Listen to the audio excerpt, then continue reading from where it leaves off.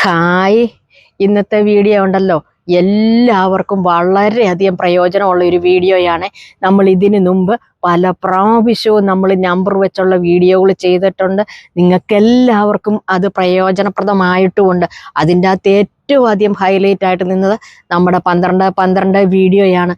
പക്ഷേ അതിനേക്കാളൊക്കെ ഉപരിയായിട്ട് എല്ലാ മതവിശ്വാസികളും തന്നെ ഇതിൽ വിശ്വസിച്ച് നിൽക്കുന്ന ഒരു കാര്യമാണ്. അതായത് ബൈബിളിൻ്റെ കാലഘട്ടത്തായാലും മുസ്ലിങ്ങളുടെ ഖുറാൻ്റെ കാലഘട്ടം തൊട്ട് ഹിന്ദുക്കളുടെ ഭാഗവത കാലഘട്ടം ഇതെല്ലാം തൊട്ടുള്ളൊരു കാര്യമാകട്ടോ. ഇത് എന്താണെന്ന് ചോദിച്ചിട്ടുണ്ടെങ്കിൽ ഇത് ഏറ്റവും അധികം വിശ്വസിക്കുന്ന ഇസ്ലാം മത വിശ്വാസികളാണ്. അവരുടെ ഇടയിലാണ് ഇത് ഏറ്റവും അധികം പ്രചരിച്ചിരിക്കുന്നതും അവരാണ് ഇത് ഏറ്റവും കൂടുതൽ നോക്കുകയും ചെയ്യുന്നത് കേട്ടോ.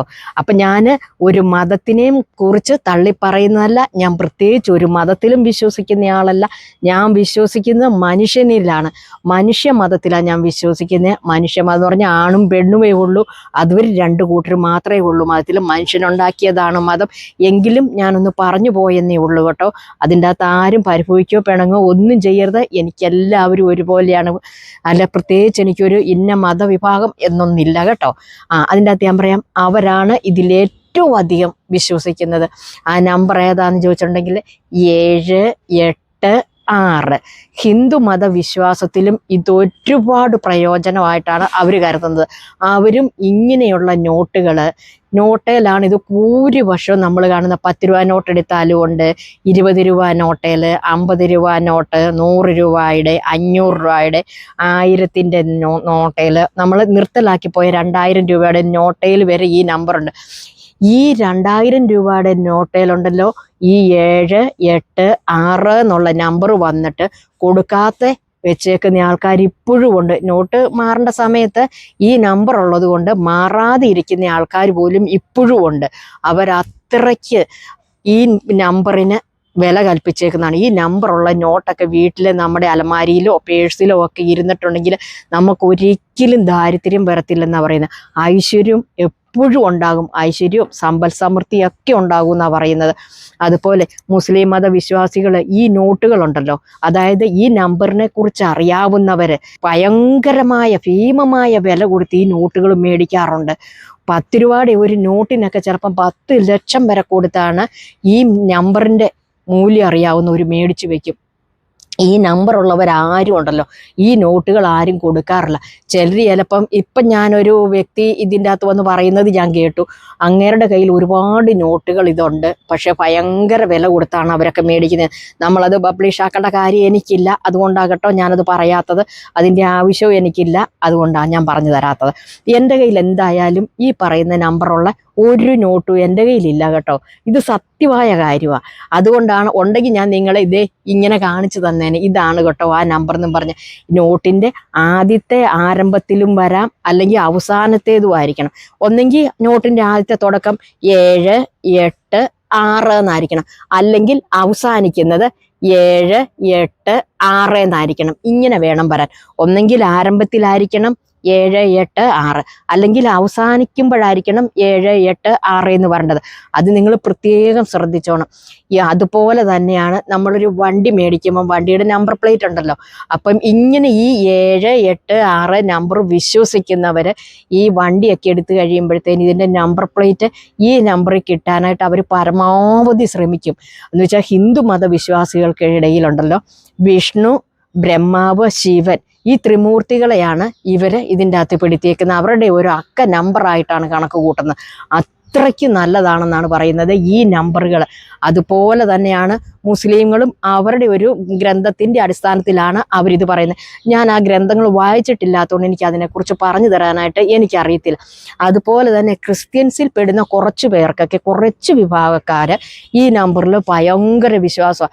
അപ്പം കുറച്ച് പേര് പറയും, നമ്മൾ പെരയൊക്കെ പണിത് കഴിയുമ്പോൾ നമ്മൾ വീട്ടു നമ്പർ എടുക്കുമല്ലോ, അപ്പോൾ ഈ നമ്പർ കിട്ടാനായിട്ട് അവർ ശ്രമിച്ചു നോക്കാറുണ്ട്. നമ്മൾ ഏതൊരു സംഭവം മേടിക്കുമ്പോൾ ഒരു നമ്പർ അടിസ്ഥാനമാക്കിയുള്ളത് എടുക്കുമ്പോൾ നമ്മൾ പ്രത്യേകം പ്രത്യേകിച്ച് ഇത് നോക്കും. എനിക്ക് നേരത്തെ ഒന്നും എനിക്ക് അറിയത്തില്ലായിരുന്നേ.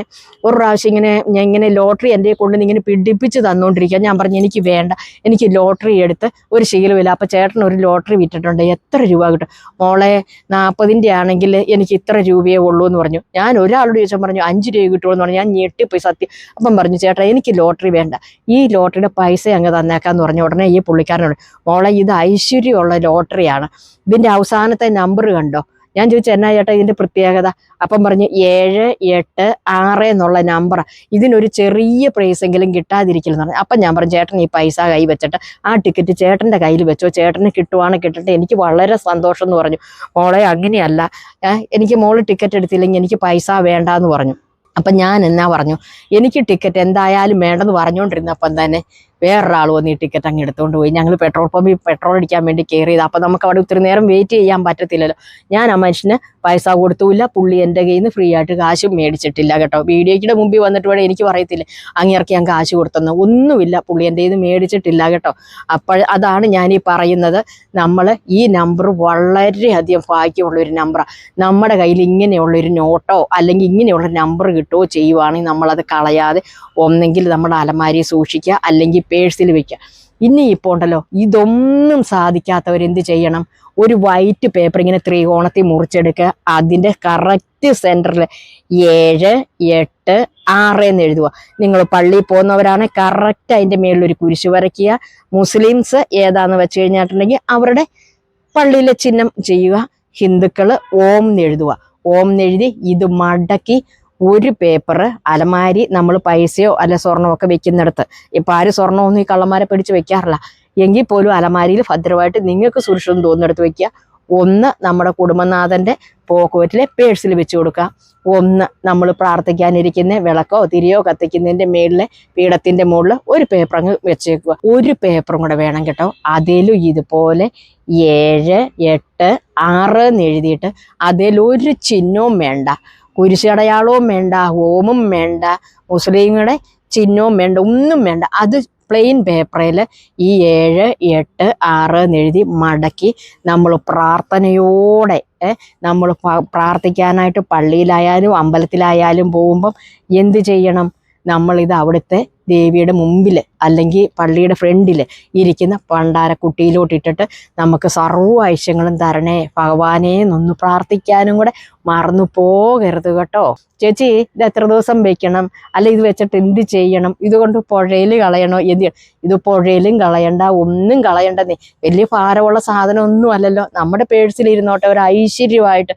നമ്മുടെ കയ്യിൽ പൈസയൊന്നും ഇല്ലല്ലോ, അപ്പോൾ അത് അങ്ങനെ ഇരുന്നോട്ടെ. പക്ഷെ നിങ്ങളുടെ കയ്യിൽ എപ്പോഴെങ്കിലും യാദൃശ്യമായിട്ട് ഈ 7, 8, 6 എന്നുള്ള നമ്പറിൻ്റെ ഒരു നോട്ട് കിട്ടിക്കഴിഞ്ഞാൽ നിങ്ങൾ അതെടുത്ത് വെച്ചോന്നേ. എന്നിട്ട് ഇത് വേണേൽ നിങ്ങൾക്ക് മാറ്റിക്കളയോ എന്താണെന്നാ വെച്ചാൽ ചെയ്യാം കേട്ടോ. അപ്പം ഇതൊരു ഐശ്വര്യമുള്ളൊരു നമ്പറാണ് കേട്ടോ. അപ്പം ഇത് നോട്ടില്ലാത്തവർ ഇതെടുത്ത് വെക്കുന്നതിന് മുമ്പ് കുളിച്ച് ശുദ്ധവും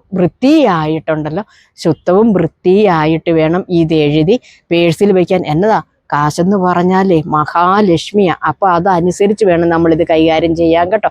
ഇപ്പം നിങ്ങൾക്ക് ഈ കാര്യങ്ങളെല്ലാം മനസ്സിലായെന്ന് വിചാരിക്കുന്നു. മനസ്സിലാകാത്തവരൊന്ന് കമൻറ്റ് ബോക്സിൽ വന്ന് കമൻറ്റ് ചെയ്യാൻ മറക്കല്ലേ. അപ്പം മറ്റൊരു വീഡിയോയിൽ മറ്റൊരു ദിവസം വീണ്ടും കാണാം. Tata bye bye. ഓക്കെ.